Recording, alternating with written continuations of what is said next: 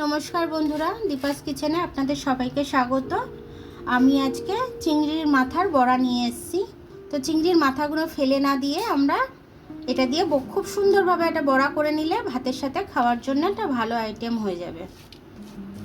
মুচমুচে করে নেবে। তো হওয়া আছে অলরেডি, আমি এটা একটু ভেজে নেব। ভেজে নিয়ে তারপরে আমি এটাকে গোড়াবো।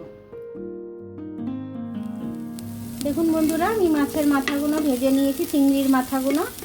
এবার আমি এটাকে ঠান্ডা করে তারপরে মিক্সিতে দেব। আমি তার সাথে একটু আদার টুকরো দিয়ে দেবো আর একটু রসুন দিয়ে দেবো।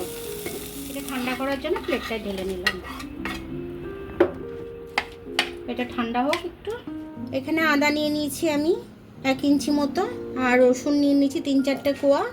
কাঁচা লঙ্কা দিয়ে দিয়েছি, আর এই রসুন আর কাঁচা লঙ্কা।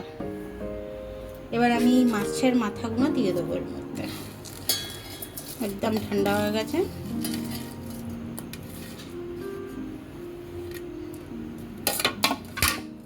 দেখুন এটা আমার পেস্ট হয়ে গেছে, এরকম হয়েছে। আমি একটু জল দিয়েছিলাম, একটু চাল গুঁড়ি দিয়ে দিলাম মচমচে হওয়ার জন্য, বেসন দিয়ে দিলাম,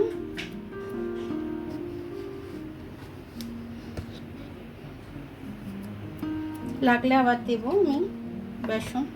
একটু হলুদ গুঁড়ো দিয়ে দিলাম, একটু জিরে গুঁড়ো দিয়ে দিলাম, একটু ধনে গুঁড়ো দিয়ে দিলাম 1 চামচ মতো।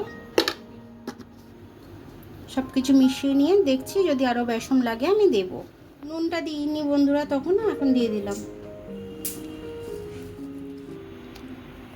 একটু বেসন দিয়ে নিলাম কারণ এটা পাতলা হয়ে গিয়েছিল, ওই জন্য একটু বেসন দিলাম। আমি হাতে একটু তেল মেখে নিলাম। এবার এইগুলোকে আমি শেপ দিয়ে নেব।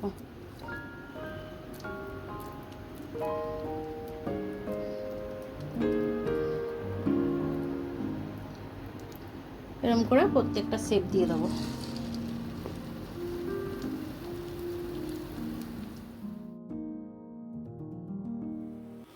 এটা মিডিয়াম আছে আমি ভাজছি।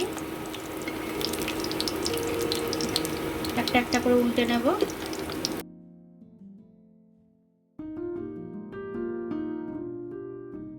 মাথার বড়াগুলো আমার হয়ে গেছে, আমি এবার তুলে নিচ্ছি এগুলো প্রত্যেকটা। চিংড়ি মাছের বড়াটা কিন্তু খুব সুন্দরভাবে হয়ে গেছে, আর এটা কিন্তু গরম ভাত দিয়ে খেতে ভীষণ ভালো লাগবে। দেখুন কত খাস্তা হয়েছে, একদম মুচমুচে হয়েছে।